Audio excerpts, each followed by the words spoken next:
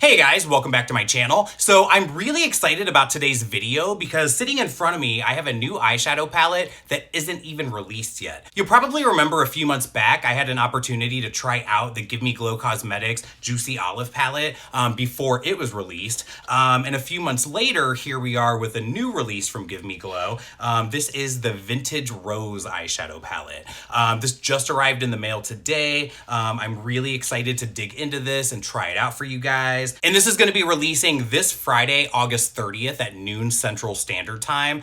This is going to be $36 US, and you get 8 eyeshadows. And then just like Juicy Olive, when you take this palette out of the box, it matches up. It looks just like the outer sleeve. But the theme here is very pink and green, much like that new Kylie Cosmetics palette that I just reviewed. But this one definitely seems to be more on like the darker, deeper end of things, which definitely speaks to me because I feel like I can create something really dark and really smoky with this palette. Now, I'm very familiar with the Gimme Glow formula, but I was told by the owner of the company to go really easy on the foiled shades in this palette because she said that if you go in with too heavy of a hand, that they will get flaky. So I'm gonna keep that in mind when I'm applying those shades today. And I think what I'm gonna do with this palette today, since we've definitely got greens and then we've got like pinky tones, I think I'm gonna do more of like a green toned eye and then more of a pink toned eye. And then there's a couple shades in here that I'm thinking that instead of using them on my eyes, I might use them for blush and highlighter.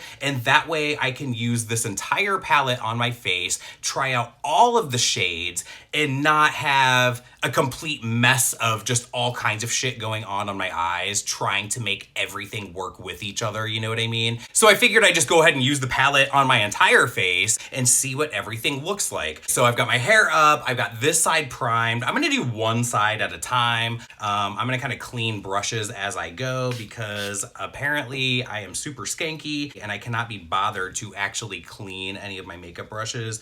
So I am still using just like a spray brush cleaner from Ulta. This is a MAC 217. And I'm gonna start with my transition shade. So I'm gonna dip into this Rust Rose color down here in the bottom right-hand corner. Just touching the brush to the shadow definitely gets you a lot of product on your brush. And then I'm gonna start to just press that into the crease area, just above the crease. And I'm going to blend that out to be my transition on this side. And you can see that just one touch, I just touched my bristles onto that pan and I've already got enough shadow to cover that entire crease. So let's go ahead and start to blend that out. And again, I've used quite a few of the Give Me Glow Cosmetics eyeshadows and their mattes are really easy to blend out. And so far, this shade doesn't seem to be any different than any of the other mattes that I've tried.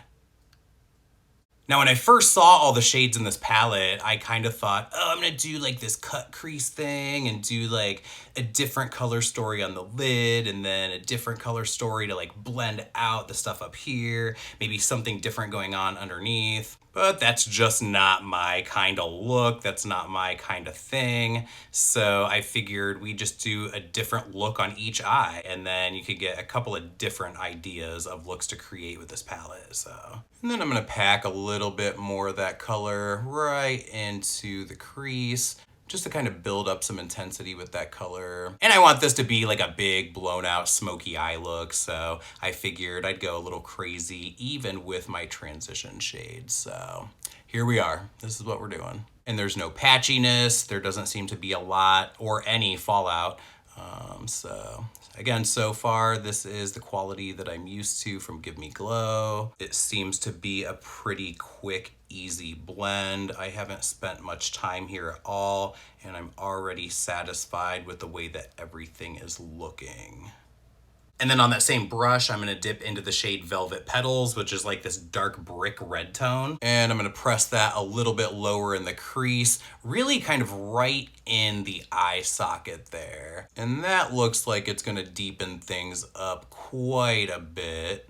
So just kind of packing that in, kind of moving back and forth. And then just kind of blending that out into that first shade a little bit. Just kind of easing up off the pressure and really softly, very lightly blending that in. And this palette is definitely very fall. I really love the pink and green color story. Much the same way that I really like the color story of that new, what's her name? Kylie Jenner. That new palette that I just reviewed, that was a really good one too. I think it's funny how everybody kind of has the same idea for colors at the same time. And there's no way that anybody's copying off of each other because, again, it's like things are released at the same time, but everybody just kind of has the same idea. I think it's weird how that happens, but it always seems to happen. I'm sure that we'll probably see a lot more of that come out in the next few months because it just seems like everybody's brain kind of goes to the exact same place. But again, it's like a totally different vibe than the Kylie Jenner palette. So I think that they both do completely different things. The formula is very, very different, where the Kylie one is definitely buildable and you can eventually get that full color payoff. You kind of really have to build it to get it there, where this palette and these shades, it's like immediate payoff. It happens so quick. It's so deep. It's so dark. It's so very similar, but very different. I'm going to use a Morphe E36. This is a pencil brush, and I am going to dip right into that exact same shade. You know what we're doing with this. I'm going to press that into the lower lash line, and we're going to smoke out the bottom.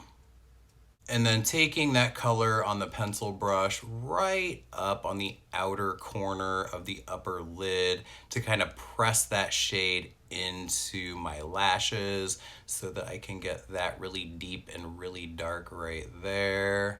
Pressing that shade into my crepey skin of my upper eyelid just to make sure that everything is totally covered. Even though once I get the shimmer shade on there, I mean, it's gonna cover up a lot of what I just did here anyway. And we're almost done with this side actually. I'm gonna finish this eye off with the shade Bouquet.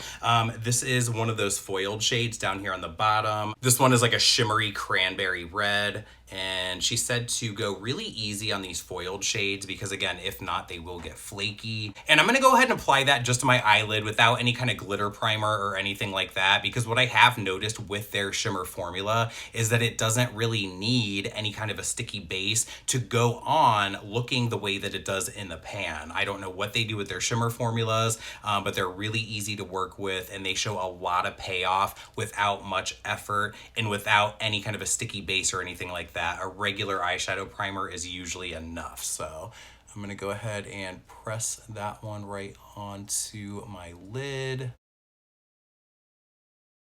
Yep, this one seems to be performing really similar to all the other shimmers that I have from Gimme Glow. But I do want to lay down some of the NYX glitter primer just to see if we can intensify that foiled effect a little bit more, just a tiny little bit. And I'm gonna press that right over top. Blend that out a little bit. Taking Bouquet again, and I'm gonna press that over top. And yeah, we definitely got a lot more of that foiled effect when laying it down over top of the NYX glitter primer. So you can use it both ways. You can use it on its own and it's really pretty, or you can use it over top of a glitter primer and it'll just really enhance that foiled effect. All right, so now I've got this side primed and powdered and we can go ahead and try some of these other shades out over here. So not only are we gonna have two different color stories going on, but I'm gonna have two different kind of applications as well. So I'm gonna take this Morphe E38 and I'm gonna dip into the shade Thorn, which is like this golden green kind of shade.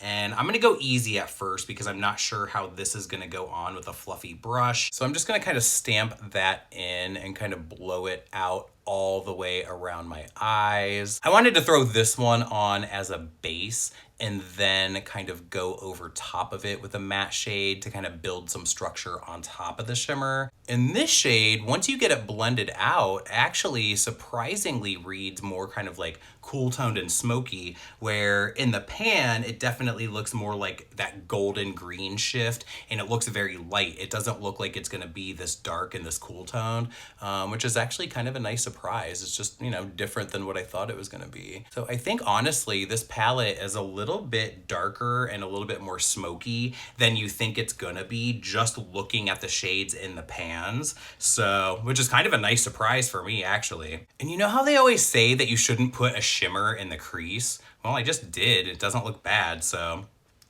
I'm gonna take my finger and I'm gonna dip right into that shade Thorn. And then I'm gonna press that onto the lid. Now see, when you take a finger and you press that shade on, that's when you get more of that green gold kind of effect that it looks in the pan.